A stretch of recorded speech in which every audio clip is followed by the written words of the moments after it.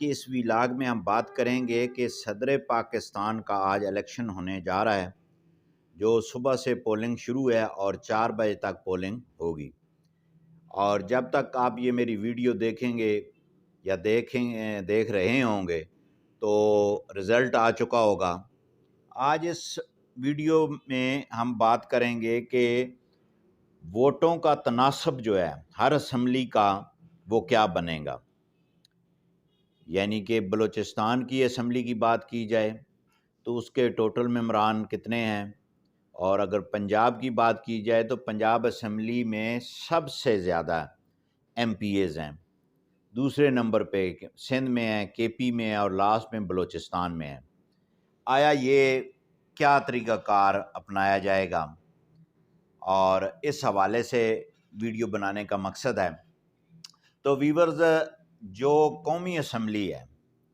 جو M N اے ہیں پاکستان کے قومی اسمبلی کے اندر، ان کا ایک ووٹ کاؤنٹ کیا جائے گا۔ وہ ایک شخص جب اپنا ووٹ کاسٹ کرے گا تو اس کو ایک ووٹ کا درجہ حاصل ہوگا۔ اسی طرح جو سینٹ ہے، سینٹ کے جو ممبران ہیں، وہ جب ووٹ کاسٹ کریں گے تو وہ ایک ووٹ کاسٹ کیا جائے گا اور سمجھا جائے گا، جیسے عام ہوتا ہے۔ اب جناب صوبائی اسمبلیوں کی طرف آتے ہیں کہ صوبائی اسمبلیوں میں کیا طریقہ کار اپنایا جائے گا، کیسے اس ووٹ کو ریشو جو ہے، چونکہ صدر جو ہے وہ وفاقی نمائندہ ہے،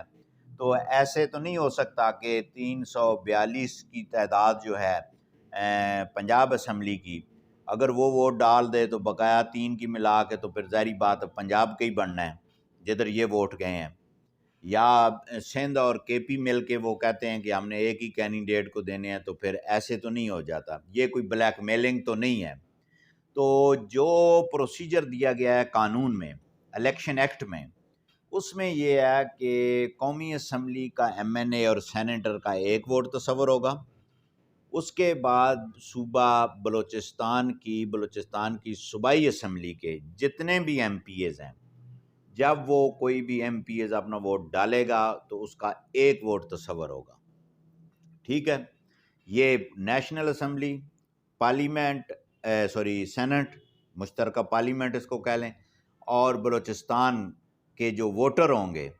ان کا ایک ووٹ تصور ہوگا۔ اب آتے ہیں جناب سندھ اور پنجاب اور کے پی کے اندر، یہاں پہ جتنے بھی رجسٹرڈ ووٹ ہیں، یعنی کہ جتنے بھی ایم پی ایز ہیں، وہ جب ووٹ ڈالیں گے، جس کینڈیڈیٹ کو بھی ڈالیں گے، وہ ظاہر ہے انڈیپینڈنٹ انہوں نے ڈالنا ہے ووٹ۔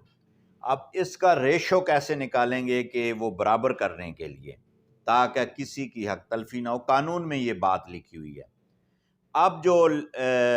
سندھ، پنجاب اور کے پی کے امیدوار کو، مثال کے طور پہ اگر پنجاب کی بات کر لیں تو پنجاب میں ایک امیدوار کو جتنے بھی پنجاب کے ایم پی ایز جو ہے ووٹ ڈالیں گے، وہ جو ووٹ ہیں وہ بلوچستان اسمبلی کے جتنے رجسٹرڈ ووٹ ہیں، یعنی کہ جتنے ایم پی ایز ہیں، اس تعداد کو اور اس امیدوار کے حاصل کردہ ووٹ پنجاب اسمبلی کے، اس کو ضرب دی جائے گی، اور ضرب دینے کے بعد پھر کیا کیا جائے گا، جب وہ ضرب دی جائے گی دے کر، اور اس متعلقہ اسمبلی کے، یعنی کہ پنجاب اسمبلی کے جو ٹوٹل ایم پی ایز ہیں ان سے تقسیم کیا جائے گا، اور جو جواب آئے گا وہ اس امیدوار کو حاصل کردہ ووٹ تصور کیے جائیں گے۔ اسی طرح سندھ کے اندر جب ووٹ ڈالے جائیں گے، اگر ایک کینڈیڈیٹ کو 50 ووٹ ڈلتے ہیں تو وہ 50 ووٹ ضرب کریں گے بلوچستان کے ٹوٹل ایم پی ایز کی جو تعداد ہے اسمبلی کی، اس کے ساتھ ضرب کر کے جو اس کا جواب آئے گا تو سندھ اسمبلی کے جو ووٹر ہیں، ووٹر یا ایم پی اے کہہ لیں، ٹوٹل اس کو اس پہ تقسیم کریں گے، تو وہ جو جواب آئے گا وہ اس امیدوار کا آئے گا۔ اب مثال کے طور پہ جو صدر آصف زرداری صاحب ہیں، ان کا صدر تو وہ مستقل بن جائیں گے،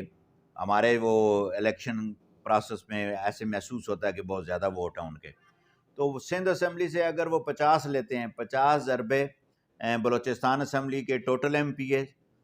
اور پھر آ جائیں گے جو جواب آئے گا سندھ اسمبلی کے جو